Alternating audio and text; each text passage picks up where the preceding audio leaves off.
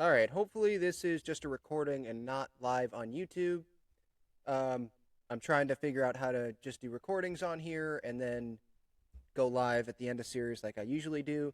Just because what I've seen from the numbers is that when I upload a video, usually more people see it than a live stream. So I just want because maybe some people are missing when I go live.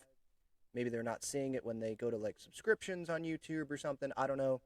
So I'm going to try it out this way and we'll see what happens. But Padres, they do win here on Independence Day by a score of 3-2 in 10 innings. That was great to see. Let me try to actually share this screen for the YouTube audience to the MLB.com box score. Here it is. Okay, so Randy Vasquez started the game for the Padres, obviously. Kumar Rocker for the Rangers. And Kumar Rocker was like the big name. Him and Jack Leiter, the big names. And it was like, oh, wow, they're both going to be on the Texas Rangers. And watch out when those guys come up. And, they have Jacob deGrom and all that, right? But those guys have not yet lived up to that potential. But this game's tough. And Manny got Kumar Rocker. Manny crapped on that ball. Holy cow. He is now 3 hits, because he got another hit in the game, 3 hits shy of 2,000 hits for his career.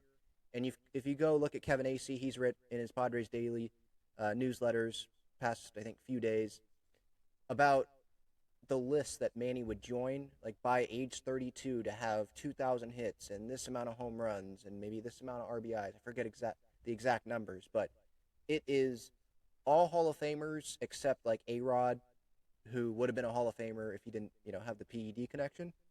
And that's where Manny is headed. So just continue to be grateful. That's what I am, at least, that Manny is our third baseman, and he deserves to be starting at third base in the All-Star game. That's for sure.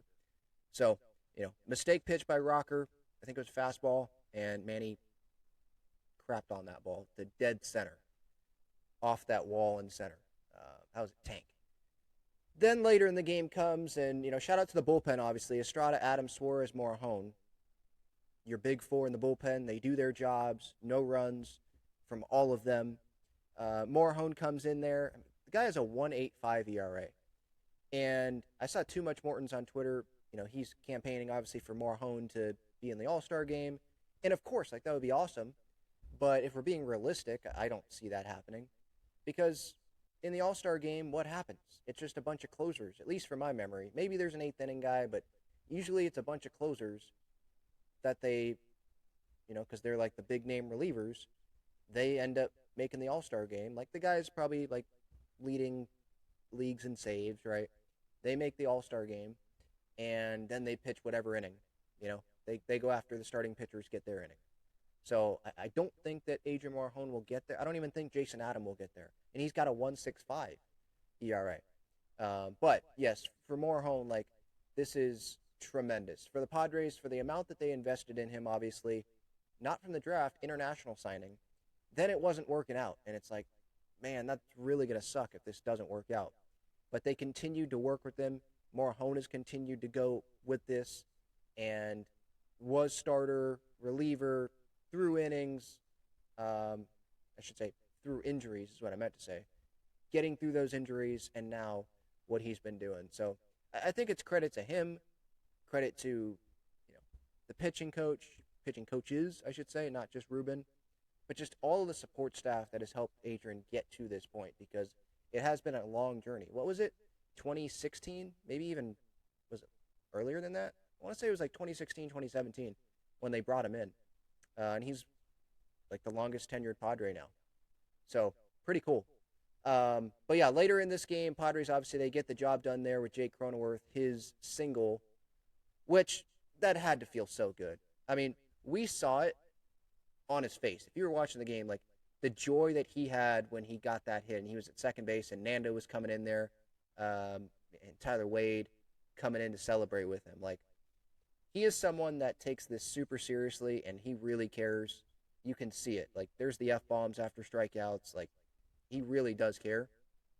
And he's one of my favorite players. So when he can have that, like, exhale moment and smile, that makes me feel good as a Padre fan. It wasn't hit hard, but I don't care. And it wasn't in the strike zone, but I don't care. Got out in front of it. He got out in front of one earlier in the game, but it was foul, but was hit much harder. But yeah, like sped up the bat there. It was Milner who came in earlier in the game, and he was nasty. Like I think Bogart struck out, Merrill struck out. I want to say, um, and that was in the bases loaded situation. And like Jake, if Milner was still in the game in that situation, Jake, I don't think he would have come through. Just that arm angle and how much movement, at least on TV, what it looked like, it just looked like there was so much lateral movement from the left because it was a lefty, and just kind of that cross body movement there from Milner. That does not look like a comfortable at bat. Like the breaking ball is like 70 something, 71, something like that. Like it's very slow, and then he could throw you a pitch that doesn't have the movement, and it's like 80, which is a difference obviously in the speed. It's not 97, but these guys aren't used to seeing that sort of reliever all the time. They're more used to seeing like the breaking ball and high velocity, so it just gave something different there. Um, I did want to hit on Jackson Merrill because he is someone that in the past I've said, I think I've gone as far as saying like, you give me one guy up at the plate, I want Jackson Merrill up at the plate. I'm pretty sure I said that multiple times last season because of how he would come up in these big situations. Remember that week on the road in Pittsburgh and Miami where like clutch situation after clutch situation, he would come through with homers, game tying homers, go ahead homers, and it was insane, right? The Dodger homer, right? Blake Trinan in the regular season. It was just like this kid, phenomenal. But this year, what I'm seeing is, and it's continued, is he continues to chase. And you can bet that opposing pitching staffs, they see Jackson Merrill and they're like, yep, throw it up and out of the zone. And he might chase at it, and he probably will chase at it. And you can get him to pop out, not do damage, strike out, as we saw today. And so, yeah, I'm not, if there's one person that I want up at the plate right now, Jackson Merrill is not near the top of that list right now. And it's sad to say, but that's just the truth. Like, if I were to make a list right now, it would be Manny, and then it would probably be like Sheets, Arraez, probably those guys really that comes off the top of my head. Like even Tatis, I'm not super confident in right now. And Jackson, I feel like he would adjust quicker, and he probably knows what's going on, but it's much easier said than done. He's probably like, Ben, you idiot. Dude, you're sitting here watching the game. You try to go up there. And that's a fair point, obviously, that these players probably would have, but I can't go up there and do that. All I can do is just sit here and react and be frustrated that, these pitches up and out of the zone he continues to swing at.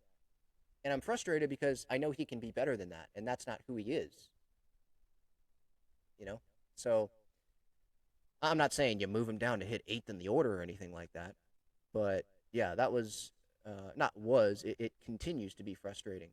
Seeing Jackson at the plate right now. Another 0 for today, 0 for 5. His OPS is now 774. His average is 283, which isn't as bad as maybe some would think.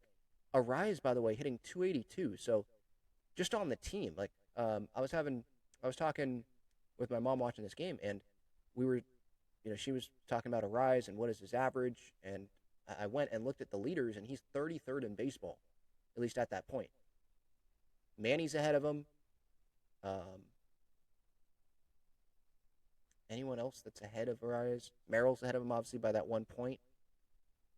And I'm talking about everyday players. But yeah, like he is nowhere. Now, there's guys that are having super, out of this world seasons. Like Aaron Judge is hitting 365, and he has over 30 homers already. Like that's nuts, right? But Arraez still, we expect him to be a 300 hitter, and that's not what he's been right now. And part of that is probably lack of luck. But we know who he is as well, like expanding the zone. And what Merrill is doing reminds me of what Arraez is, and that's like Merrill, that's not who he is, where Arraez, like this is who he is where he is a bad ball hitter. And that's, as I've said before, that's what makes him special at times, but also what can be really really frustrating at times as well. So, yeah, he did come through. Arraez did come through today, though. I don't want to make it seem like he didn't. That's why you have him hitting behind someone like Tatis, Merrill, Manny, right? Tatis gets on third. and you're able to bring them in. I think it was that scenario. Yeah, it was that scenario where Tatis gets on, and Arraez is able to bring him in to tie the game up 2-2 there, um, because like Arraez clogged the base pass. Like that's I don't think that's the right thing. I think that's too much negativity when you say Arraez clogs the base pass. He's not as fast as Tatis, Merrill, right? I understand that, but I don't think he's the slowest guy on planet Earth. But would you rather have Tatis on the bases in front of him? I probably would. With the hit tool that Arraez has, like if you're trying to maximize the hit tool for Arraez, put it in play, good things can happen. Have speedy guys on base in front. Have guys that can can score from second base on some shallow hit, or obviously from third like Tatis did today. So, and thankfully this game was a day game. I don't know. Adolis Garcia had a little bit of a hard time out there in right field getting that ball, and that allowed Tatis to to get on and get the third there. So just going back to just winning this baseball game, much needed. Crony coming through, much needed. And it felt like a big exhale moment. Like, all right, I'm still here. I'm still, you know, helping this team win baseball games. Because even him, I know averages and everything, but he's hitting 231. He's hit eighth in the lineup at times this season. So, every once in a while, you want these guys to have like these clear, like you won the game moments.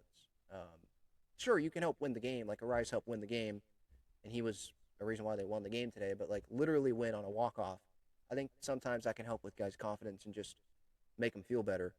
Talking about making someone feel better, I hope that Bogarts can feel better because he exited this game with cramping. I think Schultz said post game that they didn't think that it had something to do with the hamstring, but this is something that has happened multiple times now. So they're going to have to do like a deep dive on what is happening with Bogey. They gave him the pickle juice, I think that was in that at bat. Bryce Johnson had to come in and he strikes out, which would have been really weird because Crony probably would have ended up playing shortstop. Tyler Wade was pinch running for the DH, so he wouldn't have been able to go in the field because they wouldn't have had anyone else on the bench, I don't think. Because, Diaz and Maldonado were already used. Iglesias was used. Johnson there for Bogarts. Like, they didn't have the bench there. So that would have been interesting. But thankfully didn't have to get to that point. But, Bogarts takes the swing and immediately is, grabbing for the hamstring. And to me, that's why it felt immediately in that moment, I was like, yeah, that's probably a cramp. Because, we probably not swinging a baseball bat, but, like, in life sometimes you're like, oh, cramp, and you immediately go for it, right?